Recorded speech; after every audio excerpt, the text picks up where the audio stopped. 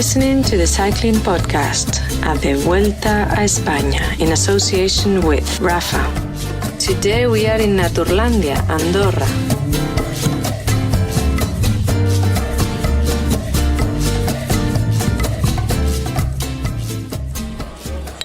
Cheers, Fran. Cheers, Rich. To a cracking stage. Yeah, we are drinking a bottle. Well, something was lost in translation there because I tried to order a local beer. There's some local Andorran beer on the bar in there, and I tried to ask for it, but that's not what we've got. We've been given it Estrella. Well, but Estrella Damm, this is the Catalan beer.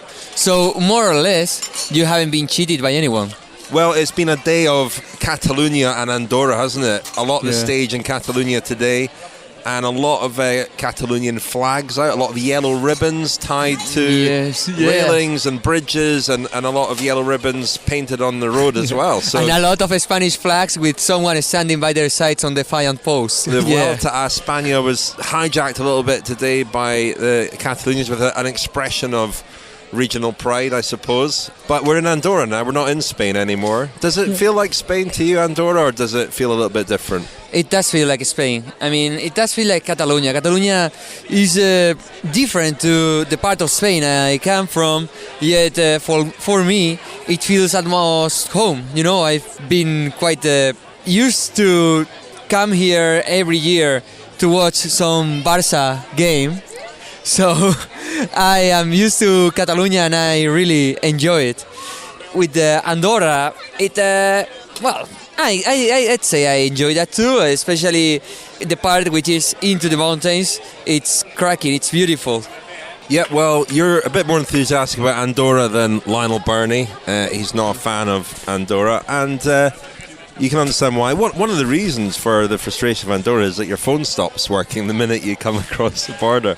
Call us shallow, but that is a major frustration. Anyway, today was a cracking stage, penultimate mountainous stage of the Vuelta, potentially a decisive one.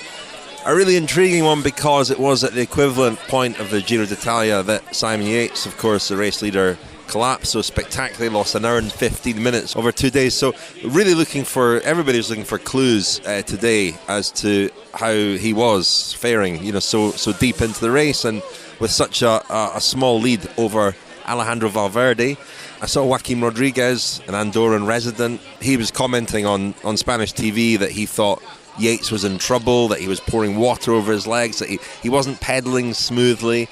So everybody was looking for tiny little signs, little indications he might be in trouble. There was a moment today where he was back at his team car collecting a bottle, and you think, well, why not send a domestique back to get a bottle for you? Exactly. Is there some kind of problem? Is there an issue? Exactly. I mean, I what's going to ask you about that?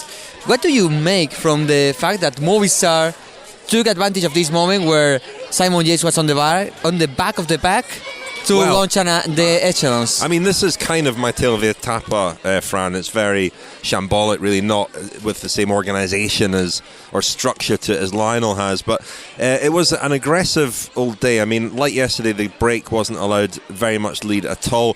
Breakaways were Benjamin Thomas from Groupama FDJ, Jonathan Castroviejo from Team Sky, Tom van Asbroek, the sprinter really from Education First. He didn't fancy it after a while and sat up or was dropped as the other two pressed on, but Movistar really took the race on today, and it was a great statement of intent, and I think Movistar deserve an awful lot of credit for the way they raced today, even if ultimately their two leaders weren't able to deliver, didn't have the legs. They really took it on in a way that we don't often see Movistar taking it on, making the race. And I'm not sure if they were taking advantage of the fact that Yates had gone back to his team car, although they'd been perfectly entitled to do so because he didn't have a problem. If Yates decides to go back to his team car and they decide to attack at the front, that's fine as far as I'm concerned. There are no rules, unwritten or otherwise, that would stop you doing that. He was back in the bunch by the time they went to the front. There were some crosswinds, and they split it. A group of about 25 went clear. Quick Step were there as well, obviously helping Enric Mas, who's in third overall. And for a moment, the race was in pieces, and it looked like, Mas and Valverde were in that front group, and Yates was left stranded behind. And it didn't last too long. It did come back together, but it was a moment in the race where you thought, wow, everybody's been waiting for the final, huge climb up to the summit here. 17-kilometre climb, steep at the bottom. Everybody was really focused on that. And here was perhaps the race being decided 17 kilometres before the climb.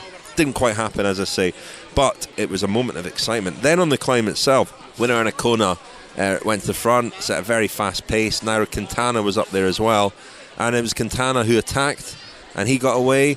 And he's a bit further down than Valverde, but it was a decent tactic. And a little group formed at the front. Steven Kruijswijk was there, George Bennett was there for a while, his Lotto NL Jumbo teammate, and then Thibaut Pinot very impressively jumped up to those guys. But then a bit further on, with 10 kilometres of the climb still to go, even more impressively, Simon Yates took off from that group behind and bridged across very, very easily, really. The climb had levelled off a bit at that point. I think the hardest part of the climb was really at the bottom, but it was a very impressive performance by Simon Yates, who really drove that group, which was Kruijswijk, Pinot and him, because Quintana by now had sat up or was dropped. And Quintana had a shocker. He had puncture, he had changed bikes, and Valverde ran out of legs as well near the top. So Quintana and Valverde really struggled in, while Yates increased his lead from 25 seconds to a pretty healthy looking 1:38. And he stands on the edge of winning the Vuelta, although he was very, very, very careful in his press conference after the race not to assume that victory was in the bag. He kept saying that he's very focused on tomorrow's short, hilly stage, and that he knows only too well how it can all change in one day. From grand tours to group rides, the Champs-Élysées to coffee shops, Rafa exists to celebrate the world's most beautiful sport. Thank you very much to Rafa for being our headline sponsor. Their support is most welcome. The poll for Pedler de Charme and the final winner of a beautiful Rafa Pedler de Charme t-shirt is still active, but I think Michael Woods is going to be a very convincing winner of that, so I'll present him with the t-shirt tomorrow. And I'm very excited to follow the progress and hear about the Women's 100 ride tomorrow that the Cycling Podcast Femina is organising, thanks to listener Hannah Nicklin. Orla Chenoweth will be there, and so will Rose Manley, who both present the Cycling Podcast Femina with me. And I'm really looking forward to seeing pictures and hearing audio from that and just hearing how it goes. If you still fancy joining a Women's 100 ride, go to rafa.cc, look at Women's 100, and you'll find a whole lot of rides all over the world taking place tomorrow. So Fran, today's stage, Simon Yates. He wouldn't say that he's won the Vuelta, but in your view, has Simon Yates won the Vuelta? I'm going to say no.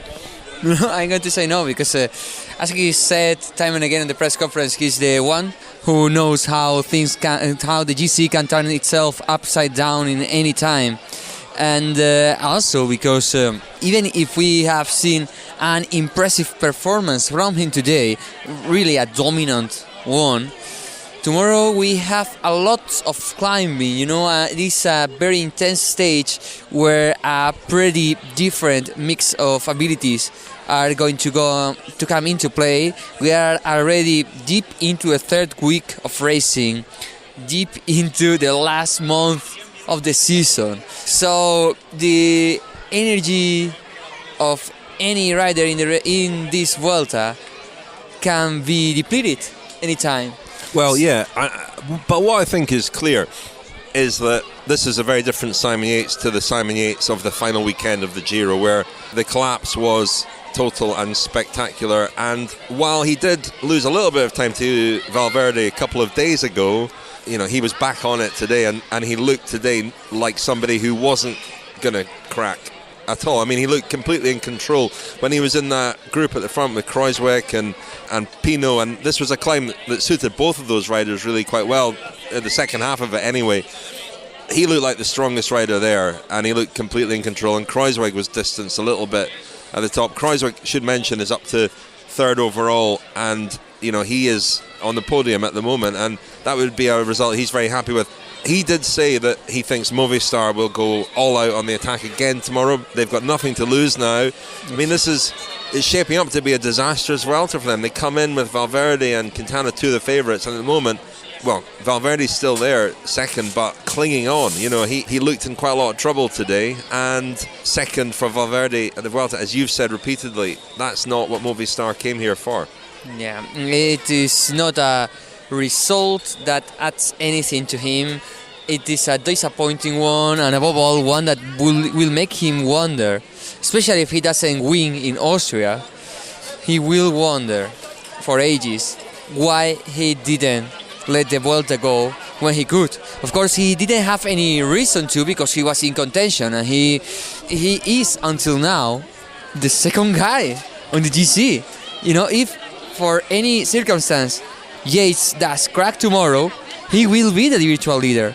So it is far from a foregone conclusion that the Movistar team is going to leave this Vuelta on a disappointing note. It is a fun. It sounded there like I was being critical. As I said earlier, I think it's really important to acknowledge when a team, even if it hasn't worked out for them, when a team that has been criticised a lot in the past for their tactics and their lack of imagination, I thought they showed imagination and initiative today, and you know, they made the race really exciting, and they did all that they could to open it up and to put Simon Yates under pressure. Exactly. I mean, today I heard some words from José Luis Arrieta, Movistar team's head DS on this race, right after launching the echelons, which failed to succeed, not because of Mitchelton-Scott, but because of Bora Hansgrohe, which did a huge effort in order to close the gap that was forming between that lead group of 25 riders and the rest of the bunch. Arrieta made this point about the fact of both Imanol Erviti and Daniele Venati had nothing to do in tomorrow's stage, because of course they are pure rouleurs, and since from the first kilometer tomorrow we will be up and down into the mountains, they won't have any role to play. So it was well worth it to spend all their energy on the stage of today. And it was, and that's a fair point. That's about a point about playing all the cards on their deck, which is something that Movistar usually doesn't do. So it was great to to keep the race lively for the whole stage, and also trying to do this skirmish when Simon Yates, in my opinion, made that mistake of dropping back to the car to the team car. That's something a leader shouldn't do in any race. Not when there are crosswinds coming up, because they know when the road opens up, when there's a danger, the possibility of crosswinds. Do you think maybe they were just, again, lulled into thinking that this stage was all about the climb, and that really anything that happened before then would be nullified by what would happen on the climb? You know, if he'd reached the bottom of the climb with a 1 minute or minute and a half deficit, that would have made it a very different race. Definitely. Another point to comment about today's stage and how important it was, the pace that Movistar team set throughout it, is that we were gaining elevation the whole time, because we were coming from the flatlands in Lleida, in Lleida, to the Pyrenees. So even if the roads were more or less comfortable, and even if the slopes weren't remarkable, we were gaining elevation. Therefore, the riders, more or less we can say, couldn't stop pedaling. And that's another degree of toughness this stage had, besides the final climb, which, do you remember yesterday I said that the final climb was probably going to be disappointing? Well, it shows how much I know cycling.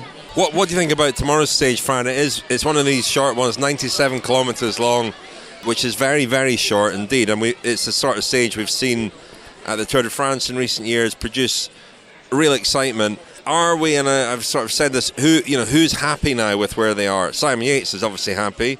Steven Kruijswijk is happy.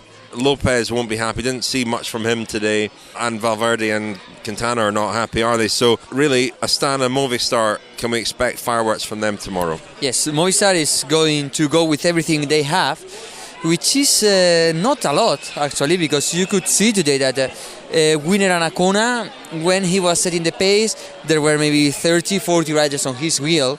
Richard Carapaz wasn't really on his top today. He's had a disappointing Vuelta, has he not, Carapaz? Well, he fell ill and be on the eve of the second rest day.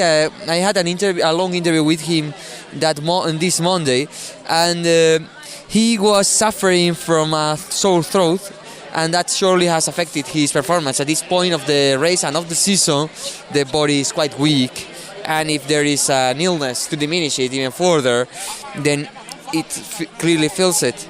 And Nairo Quintana today did something pretty much unprecedented. He really acted as a domestic. He really did a good race as domestic. He lit things up in the GC battle, trying to shake the tree to see if there any apples would fall. Yeah, and later, when he was on the head of the race with Kreisbach and Pino, he dropped back to help Valverde, and he effectively did pull for him. So, gotta say, from a rider that it's usually portrayed and usually felt by me and by many other people like a very selfish guy, he was a good team player today, I would say. The Cycling Podcast is supported by Science in Sport. Whether you're grinding up the French Alps or just taking your mates on around a local loop, Science in Sport Rego Rapid Recovery Plus will help you recover faster after your ride, so you're ready to go again the next day. Science in Sport, fueled by science.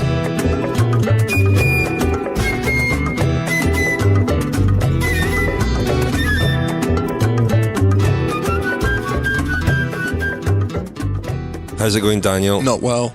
Oh, why not? What's wrong? I've been Andorra'd. Oh, no. Andorra'd. Oh, dear. I struggled to get off the mountain. Natualandia, I wanted to stay up there all day, all night. The rest of the weekend, it was right on my street. Toboggan runs, 800 hectares of adventure playgrounds. Lynxes up there, rich lynxes. We didn't even get a chance to see the lynxes' bears. It was magnificent. Alas, we had to come down. It took us a long time to get down off the mountain, a couple of hours, but a Tour de France style tailback. And then I've just checked into my hotel room and it stinks of fags. Duty-free, tax-free fags. Yeah, and then the hotel's full, so I can't be moved to another room. Maybe you go onto my mezzanine level, Daniel, because I've got a big old room. I don't know if you've got a mezzanine, have you? No, but last night you were in the Ibis budget and we were in the Ibis. Yeah, we were. It was like the same hotel, and it was like getting on an airplane and turning one way for economy and the other way for first class. That you turned left, I turned right last night. You were in the bastard sibling. I was in the Ibis budget with Burgos BH, and you were in the proper Ibis with Team Sunweb and Cofidis. Yep, and it had a fantastic regenerative effect on Wilco Kelderman today, didn't it? He went well, yeah. Before we get on with that, I should say thank you very much to Science and Sport for sponsoring the Cycling Podcast. We heard their little message there.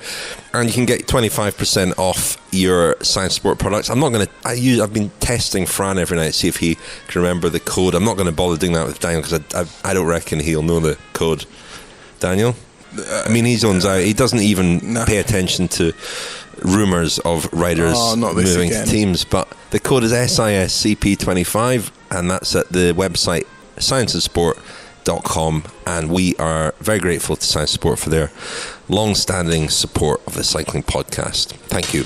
Daniel's just rehydrating here with an Estrella. Estrella Damm. Very important to say which kind of Estrella it is, because there are all sorts of different Estrellas. Okay. All beers. Right. This is Estrella Damm. That's the one from Barcelona. Not to be confused with the superior, in my view, Estrella Galicia. Carry on. Daniel, speaking of Valverde, you called it last night. You said that Valverde... Well, you hinted at Valverde having an off day, and he kind of did today.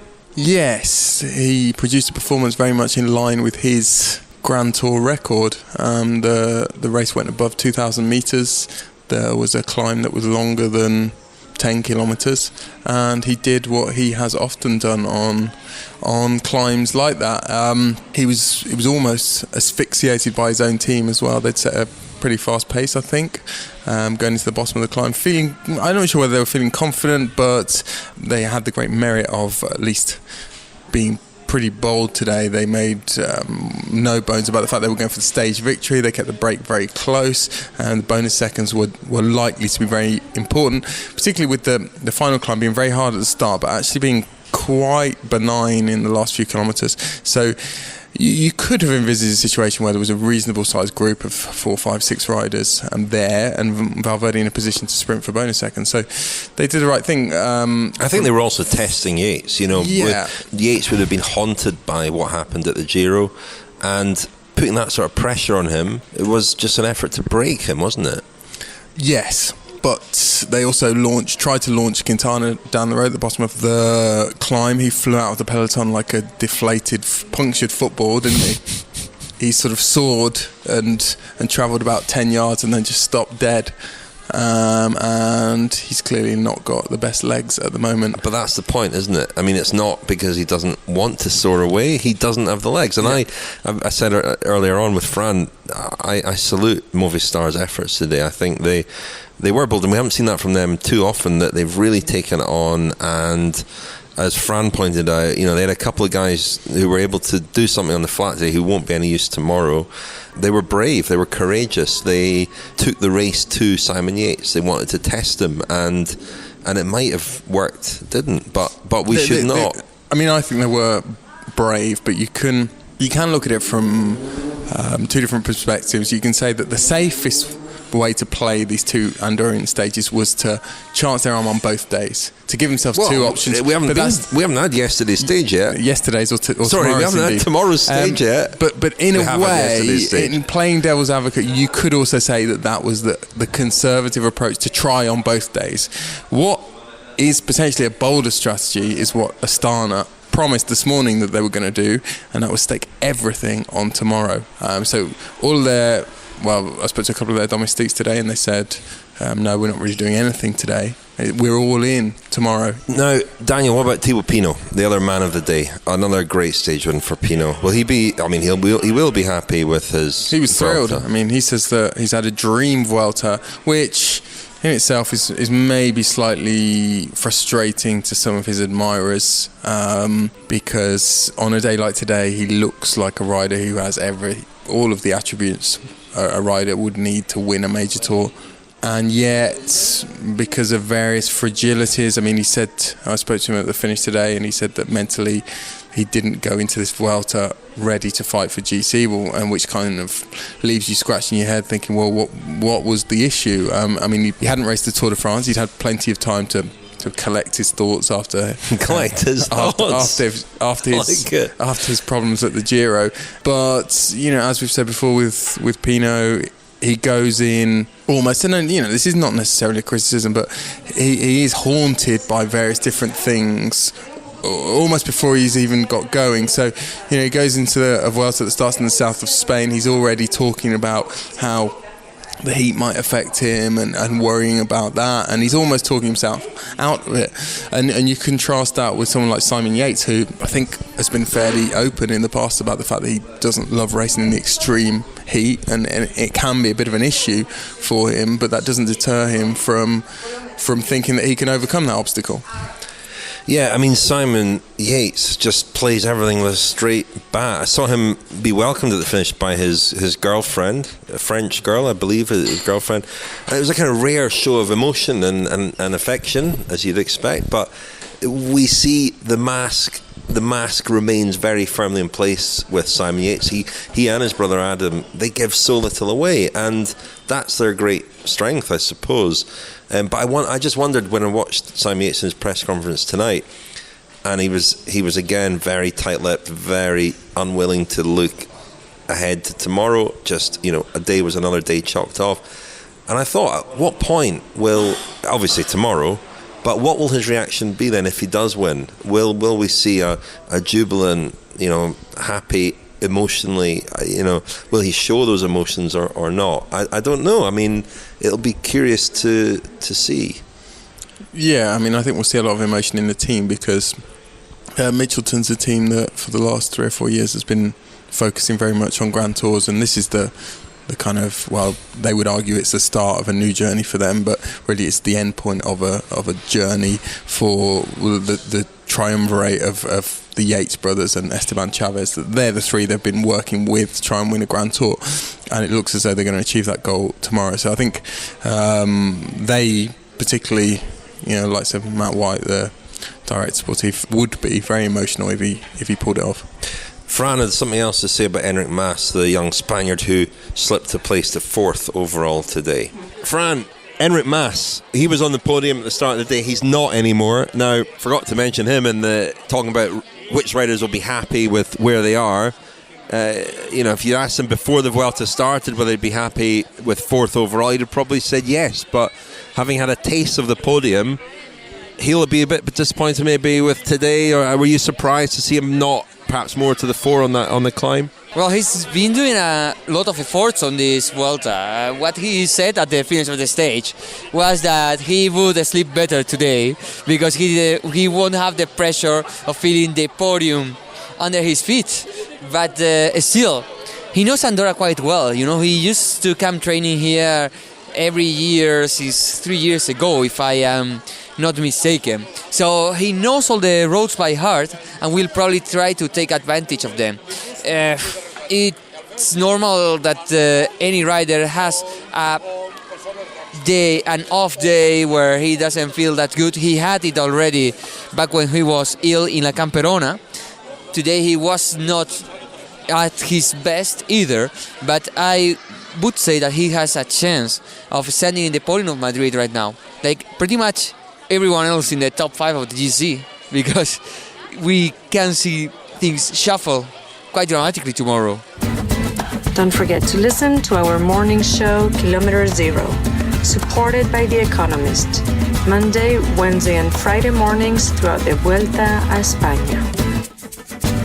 So we heard there from Fran again, and then a reminder that our Kilometer Zero series is now finished, and I would like to thank Annette Kelly for her wonderful illustrations, which have really brought those 9 episodes to life on social media and so on. She has been illustrating the Grand Tours all year as Grand Tour Art. You'll find them on Twitter and Instagram. And yeah, thank you to her. I really liked the illustration today of Vincenzo Nibali winning here in Andorra a year ago, with some of the high buildings and the mountains that dominate this part of the world in the background. So it's 9 illustrations to go with our 9 episodes of Kilometer Zero, and today's final episode was on Andorra, and it included a bit of Lionel Birney moaning about Andorra and some riders. I mean, over 50 World Tour riders live in this small part of the world, all for training and mountains, isn't it, Daniel? Not really, and thin air. It's not entirely all for. We have to be honest about it. It's also for very thin. Daniel, what are you suggesting? Regulations. Yeah, well, that could be part of it. You could be right. Any other business from today, Daniel? Well, Rich, I thought it was a fantastic ride by Stephen Kruijswijk. I saw you speaking to him at the finish. Yes, and I think he was trying to be realistic when there's a fairly sizable Dutch press pack here at the Vuelta who've been getting pretty excited, not just about Kruijswijk's ride here, but about Lotto Jumbo throughout the season, and indeed even Wilco Kelderman. Things are suddenly looking pretty good for Dutch cycling, especially with Groenewegen looking as though he's well set to be one of the main players among the sprinters for the next few years. So I think they're starting to get quite excited about what the next few years might bring, and Kruijswijk has sort of been trying to keep a lid on it, playing it down a bit, playing down his objectives, saying he's already very happy with what he's achieved so far. And in light of that, I thought it was very, very courageous, as Lotto Jumbo have been courageous all summer. They were very courageous at the Tour, to go with Quintana at the bottom of the climb. And you have to say that it worked today, because I'm not sure if he'd stayed in that group, he would have been able to follow Simon Yates when Simon Yates jumped across. No, and salute George Bennett too, who came into this Vuelta with big ambitions of his own. He wanted to win a stage and to finish in the top 5 overall. Now, today might have been an opportunity to win a stage, and he lives in Andorra, so he probably knows the climb well.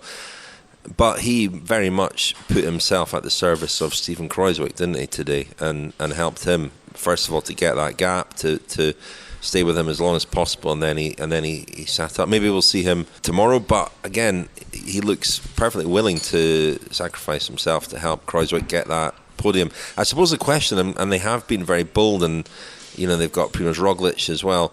Do they have a Grand Tour winner in their ranks? Roglic, maybe. Well, I mean, you can see them certainly finishing on the podium, but do they have one of these guys who can win a Grand Tour? I made the bold statement the other day, rather thoughtlessly, like a lot of what I say, that Steven Kruijswijk is among the best riders in the world, best Grand Tour riders not to have won a Grand Tour. Or finish on the podium. Who else would you put in that category, Rich? Simon Yates until tomorrow. Thibaut Pinot, possibly. Romain Bardet. Yeah, Romain Bardet probably is the one that stands out. French national team for the Worlds was picked today. How is Cyril Guimard, the French national team manager, going to work out a way to make Julien Alaphilippe, Romain Bardet and Thibaut Pinot combine to the best effect in Innsbruck? It's going to be tricky because Bardet and Pinot, they don't dislike each other by any stretch of the imagination, but the French media has kind of pitted them against each other, and they're very, very different characters. There's a similar scenario though as in a lot of teams, but the Dutch team is one where there's a similar scenario where you've got lots of riders who are potential winners or leaders of that team. And that's one of the great things about the World Championship, isn't it? Who knows? You put me on the spot there, Daniel. I'd like to ask you a question. You didn't answer it, did you? Romain Bardet was the only one I could really think of. He's finished on the podium at the Tour de France. I can't really think of anybody else off the top of my head. No. Matthew Burgess emails us, a musician in Nashville. He's sent us some trivia. It's 20 years now since Lance Armstrong's 1998 controversial Lance Armstrong place to give him his finish. Official name. Yeah. There are still a handful of former teammates of Armstrong in the pro peloton, but most of those are from his comeback 2009 to 2011. Can you name the only former teammate pre-retirement 2005 that still races on a UCI World Tour team? Tell you what, while you're thinking about that, Daniel, why don't we play an interview from this morning with Dave Brailsford, who's back at the Vuelta. I think he was at the Vuelta week 1. He went to Tour of Britain. He's back out at the Vuelta, and it's been an interesting race for Team Sky. The only Grand Tour this year that they're not going to win, and some successes, some non-successes, some, I don't know how they'll... Well, I wondered how he looked on it, so I went to ask him about that, and I went to ask him about Eddie Dunbar, who they've just signed, and which gives them 31 riders, which apparently is, one more than the UCI regulations allow, and I wondered how they'd done that. Here's what he said. You signed Eddie Dunbar.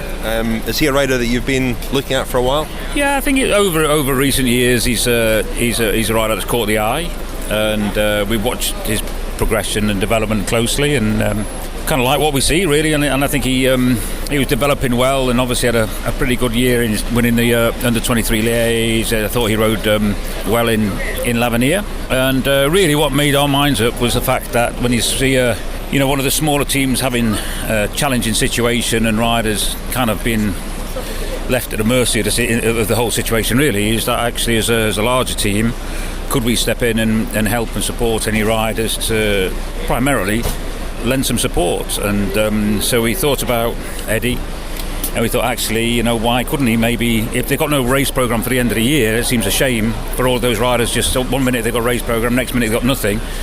So why not see whether he could ride with us for the rest of the season and take it from there? So we recognised that it was a bit out of the ordinary, and so we approached the UCI and said, look, it's an exceptional circumstance. We're not trying to capitalise on the situation. We're more trying to support and help the situation and make sure at least one of the riders gets his future secured and an opportunity. So it's a bit of to and fro on that front, and in the end we reached an agreement with the UCI that we could take him on board. Given the exceptional circumstance, and I think credit to them, because we're not trying to gain some kind of advantage, we're not trying to break any rules, we're very acutely aware of the rules and all the rest of it, but it's just purely a young, up-and-coming, very talented rider in our sport not being left by the wayside because of a situation way beyond his control, and we're only trying to step in to help and trying to provide some support for the sport overall. That was the real thinking. So there's nothing untoward or devious or anything else. It's just purely a supporting gesture. What's it like being here at the Vuelta? You won the Giro, you won the Tour. It's been a very different situation here at the Vuelta where you're not in contention to win it. I guess two things. What's that like for you? And two, even a team as well resourced as Team Sky, it might be impossible to compete to try and win all 3 Grand Tours. what does that tell us about the demands being put on the teams with such a crowded calendar? I've really enjoyed my time here. I must say, we had a great first week. Obviously, we were in New Jersey for a while, and it was all great. And I enjoyed particularly the idea of bringing two young riders here who were making their debut in Grand Tour terms, in Pavel Sivakov and Teo. And so that challenge was, that was really enjoyable. And I think when you ride Grand Tour to try and win them, it's incredibly focused and intense. And in many respects, it's been great to be here with a group of guys who are very focused, maintain the same standards, and they've got their goals within the race, but also a few crashes changed the situation for us quite dramatically. But ultimately, we've been here to learn, and guys have developed, and so I've enjoyed it. I've really enjoyed it. So it's been good. So that was Dave Brailsford telling us how they managed to sign Eddie Dunbar, and also reflecting a little on this Vuelta and the question I put to him about the demands of the World Tour calendar, and how if a team of Sky's wealth and resources can't compete in all three Grand Tours to win, then does that not tell us that there's just a little bit too much for teams? They're all spread pretty thin, and they all have to make decisions about what to focus on. But you would think in most sports, you can, if you're one of the best teams in the world, you can contend for all the major prizes, can't you? Is that not how it works? I think so. Have you I was trying to Google, but Andorran internet connection is not my friend. I don't know, Rich. I mean, I hope this isn't a trick. Rephrase the question. Rephrase the question for me, please. Well, I'll just repeat it. There's still a handful of former teammates of Armstrong in the Pro Peloton. Most of those are from his comeback. Can you name the only former teammate pre-retirement who he raced with 2005, before 2005, yes, I can. 2005, that still races on the UCI World Tour team? Who is it? Fumi Beppu. You're absolutely right. I haven't seen him for a long time. He's still on Trek Segafredo. Is he doing any Grand Tours these days?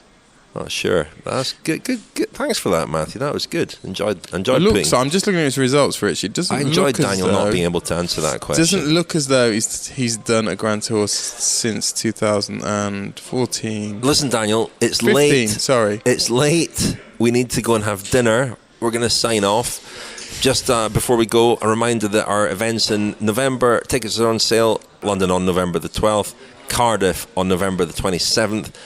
Little boo-boo means that tickets haven't been on sale this week for the London event, and people who've tried to get tickets have been told it was sold out. Tickets went back on sale today, and there was a surge in ticket sales. So now there are fewer than 100 remaining for the Clapham Grand. So get your tickets at thecyclingpodcast.com. Go to live events and get your tickets there, and we'll be there with Amaratera, the Italian band that provides the soundtrack to the Giro.